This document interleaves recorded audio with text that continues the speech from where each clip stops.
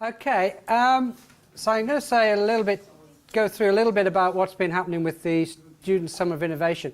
Can I ask first of all, has anybody not seen or heard of the Jisc Student Summer of Innovation? One over there. Okay, so most of you are quite familiar with it, which is good. I will show some examples on that a bit later on. So, as Sarah said, we ran a pilot last year over the summer. We really ran that we put together the student competition thinking we would use it to gather some ideas of what students wanted. And then we would learn something from that. What really surprised us was the quality and the maturity of quite a lot of the student projects we got and the ability to take that forward. So we've been looking to progress that, and I'll talk a little bit about that. But what I'll start off by saying, so we've had the competition for this year.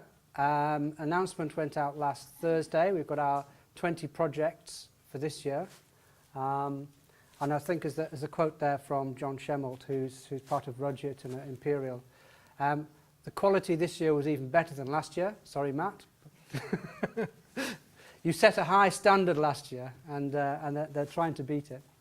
There's a link there to the projects, but I'll show you one or two of them in a little while.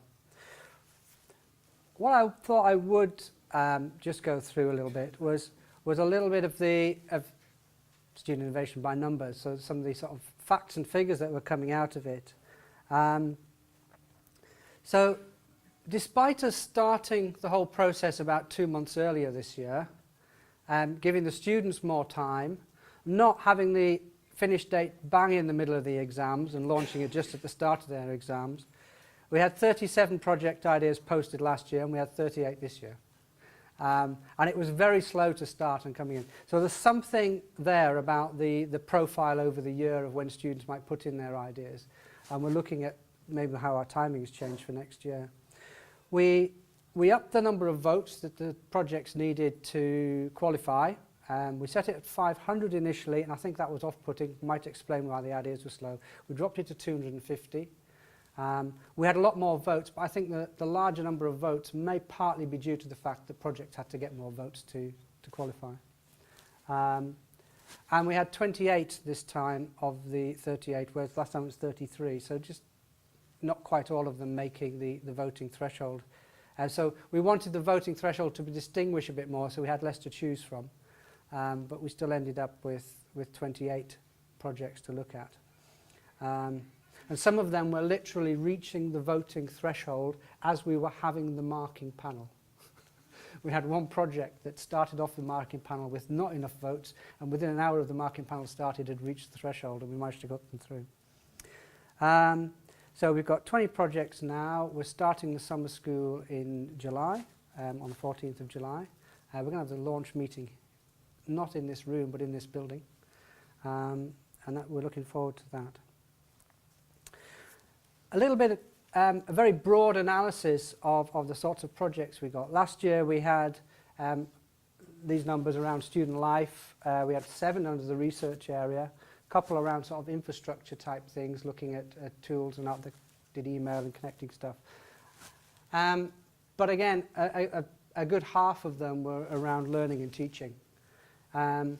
This year, the numbers aren't too different. A lot less in research. I don't know why that is. There's only one project that we've taken forward that is actually bang in the research area, not as strong as some of the others.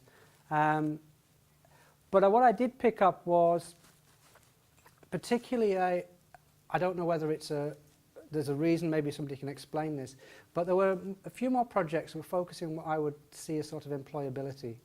There was one looking at video CVs, some looking at how to get careers progression from schools and that into jobs. One that I'll show you that's looking at the women in the workplace and promoting women's roles in non-traditional female roles in the workplace. So I don't know, is this an indication students are more worried about employability now? I don't know. but quite an interesting trend. And this was another analysis by theme. So last year, personalised learning was quite big. This year, personalised learning, but quite a strong, although I think it was there last year, quite a strong sort of thing around self-study. So apps that support students to do self-study, self-assessment type things. Networking, peer learning, still quite strong. Tracking and progress. This year, one's around induction. We've seen sort of apps and project ideas around supporting student induction before, but also the feedback stuff, and quite a lot of analogies. Lisa here, with the assessment and feedback program, the students are coming up with some ideas there. In fact, there was one idea, I don't think we funded it, but was almost a direct duplicate of the Make an Assessment Count project that I know some of you have been involved with. And there was also one, again, I don't think we funded it, but it was very much a group project feedback on trying to look at using student analytics, if you like, to measure up people's contributions to a group project. And then the employability theme to me, which came through much stronger this year. Of course, the outcomes of this is what's important as well.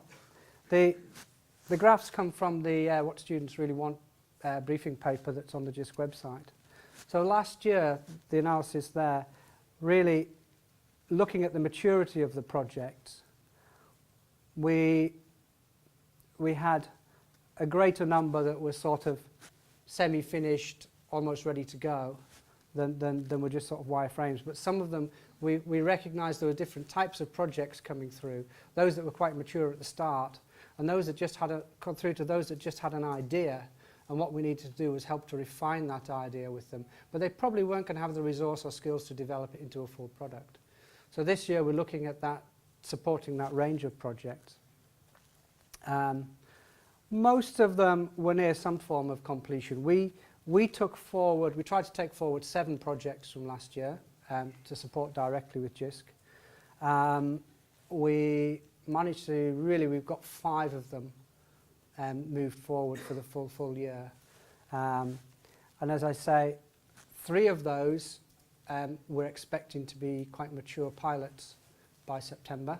The products are being redeveloped to be more stable, and we're hoping to have those available for piloting with. They've got pilots identified to pilot with institutions. So there's a project called Fund Find, which is about finding research funding for researchers. Uniboard is looking at second-hand textbooks, and they're looking to do a pilot with Brunel from September. And Unisocks is sort of a social networking application from a group in Liverpool, and they're particularly working with student accommodation companies and looking at the sort of social networking platform to link into the accommodation groups. And we've been talking a bit with Unite, who are another big accommodation provider, about their interest in these apps as well. And we have one particularly strong project that Matt's going to talk about in a little while, that we are exploring how to take that forward as a Jisc service next year, which is proving to be a very interesting challenge. Are you going to talk about that a bit, or? A little bit. So we've had a bit of a learning curve this year, having projects that came out with quite mature products, and then thinking about how we can make those available to the whole sector, and whether we should do that as an organisation in Jisc, or whether we should leave them out for other people to let them live on their own and pick up. And I think just on that one, we have some of the projects have moved forward on their own. I've certainly know of 3 that have continued developing quite well. I saw one of them presented yesterday to us with some very interesting stuff around supporting research students. But quite a few of them, because of the student year, the students said it was a hobby for them. They really couldn't even support anything for the next 9 months. And that's where one of our projects we tried to take forward last year ended up. We were unable to do much with them because they're basically doing a degree and they're a little bit busy. And I think the time commitment thing is something that students found. So again, there's another difference in the model. Oh, they've gone very faint. So this is the trajectory that we've got at the moment. So we run the elevator competition. From that we get our winners who attend a summer school, which is 3 months long, July, August, September. We've got 9 days of face-to-face, 3 days at a time, with some online support and activities. I've got a group of mentors and experts who are going to work with all those projects. At the end of the summer school, we look at selecting some of the projects that Jisc will want to take forward and try and develop further. But we're also looking at some other pathways for development. So we've got some colleagues from Emerge Education who are based at Google Campus, who are like a social enterprise group who run accelerator programs and startups. They're working with us. I'm also interested in what institutions might be able to offer, or we might look at development packages or even just marketing packages for some of the projects to take them forward. So rather than just being we will pick our winners and thank you very much to all the others, we're looking at what other progression routes there might be for some of the other projects. We've got a showcase event. Last year it was in November. This year we're still trying to find a venue and a date. God, it's proving difficult. But that'll be a showcase event for the 20 projects. I also want to pull in the ones from this year, certainly at least 4 of them, to present where they're going. So it'll be a bit of a showcase for them, seeing the projects moving forward. But that will be a November venue, date and venue to be announced. So we then will develop the pilots for a year and look at how we might transition those to service. What you can't see is very faint there. They've gone fainter than I thought they would. One of the things I'm exploring next year is the Jisc Elevator product, which is the website for people to pitch and put ideas up and vote on them, is now developed as a service on its own, and by September that will be a website that any institution or organisation can set their own competitions and do very similar things. We've got a desk study underway at the moment looking at what other institutional competitions there are out there and how we can link into them. So I'd like to sort of try and link up both the institutional programs and enterprise activities. We're talking to the Society of Student Enterprise Companies, I forget what it's called now, and trying to link in with them as well, so that they could feed in. So a bit of pre-activity. I'm looking at a slightly different timescale for the competition. I'm considering whether we can link in with the university internship timetable, which I think usually means that interns get selected by about February time. If anyone's got any information on that, please let me know. So we might have a part of the competition for people to get selected then, and a more open competition further on. I want to look at setting some challenge areas, possibly working with some groups and associations along the lines of think of a technology idea that would help the use of the library, or like the ones we're doing with accommodation companies, and have them sort of sponsored challenges rather than just a purely open competition, or alongside a purely open competition. So we're looking at some more things that might feed in there. And then the other thing is to look, the other greyed out one that you can hardly see, is looking at accelerator startups and institutional enterprise centres, because one of the progression routes for projects when they reach a certain maturity level is to look at other opportunities through commercial startup and accelerator programs or social enterprise ones to look at taking them forward through that route, or even institutional ones. So that's a sort of long-term trajectory and plan for the project. And what we're finding is we ran the competition. This year we're running the competition and we've got last year's pilot projects. Next year we're going to have the competition, the pilot projects coming out of this year, and the projects that we took forward from so it's becoming a growing set of activities, and hopefully will result in some useful activities. So, how am I doing for time? 5 minutes, that'll do fine. I want to just give you a couple of examples from this year.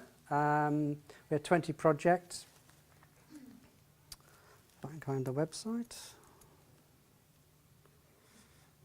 That's the one, is it? Okay.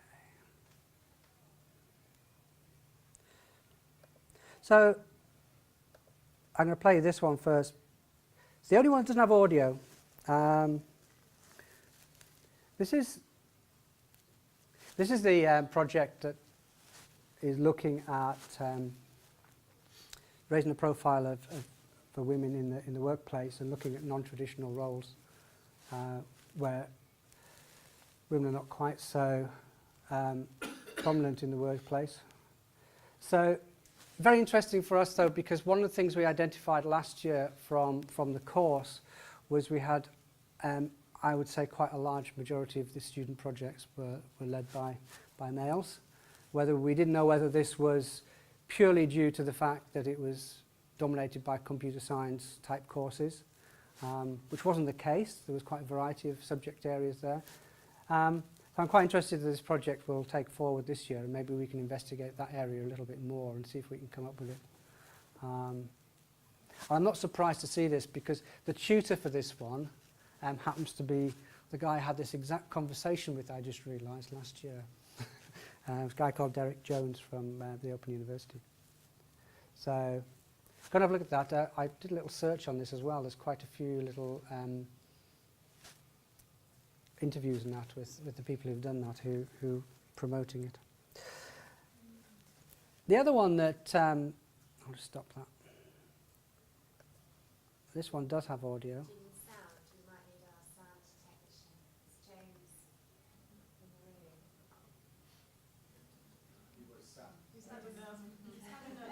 That's okay. I'll full screen it and then talk over him, which I'm very good at doing.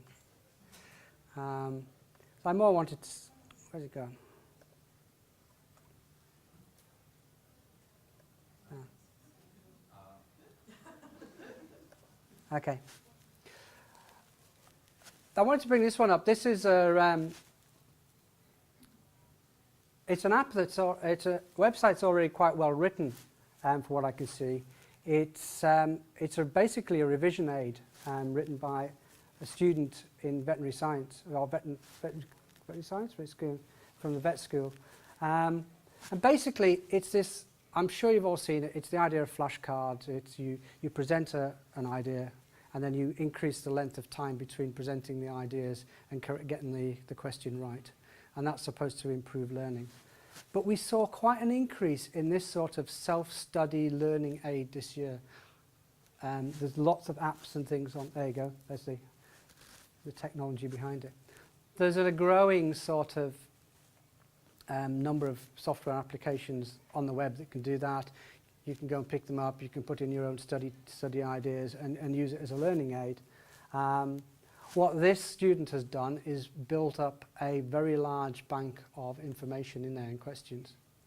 And is looking to further develop that, based at one institution, so the opportunity is to roll it out. The moment, of course, it's restricted into one subject area, but we might be able to learn something and move it forward from that.